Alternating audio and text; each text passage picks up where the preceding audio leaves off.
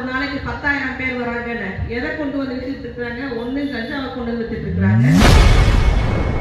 வட இந்தியர்கள் தான் கஞ்சா விற்பதாக திமுக எம்பி கனிமொழி சோமு மேடையில் பேசியிருப்பது கடும் அதிர்ச்சியை ஏற்படுத்தியுள்ளது. இன்னைக்கு நம்ம வீட்டு பிள்ளைங்க எல்லாருமே பாத்தீங்கன்னா கடல் கடந்து இந்தியாவை தாண்டி நம்ம எல்லாருமே வந்து ஒரு பெருமைக்குரிய ஒரு இடத்துல தான் நம்ம பிள்ளைங்க எல்லாம் இருக்கிறாங்க. இதுக்கு முக்கிய காரணம் நம்ம தமிழையும் ஆங்கிலத்தையும் படித்ததால் மட்டும்தான்.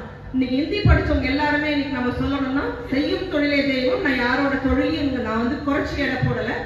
இங்க நார்த் இந்தியால இருந்து அண்ணன் சொன்னாங்க பாத்தீங்களா, ஒரு நாளைக்கு 10,000 பேர் வராங்கன்னு எதை கொண்டு வந்து வித்துட்டு இருக்காங்க? ஒண்ணு கஞ்சாவை கொண்டு வந்து வித்துட்டு இருக்காங்க, இல்லைன்னா பானிபூரிய கடை போட்டு அந்த வேலைக்கு போயிட்டு இருக்காங்க. பட் படித்த நம்மளோட வீட்டு பிள்ளைங்க கடல் தாண்டி சென்று ஒரு சயின்டிஸ்ட் ஆகவும், ஒரு மருத்துவராகவும், ஒரு என்ஜினியர் ஆகவும், அங்க ஒரு கூகுள்ல வேலை செய்யக்கூடிய அந்த அளவுக்கு நம்ம வந்து முன்னேறி சென்றிருக்கோம்.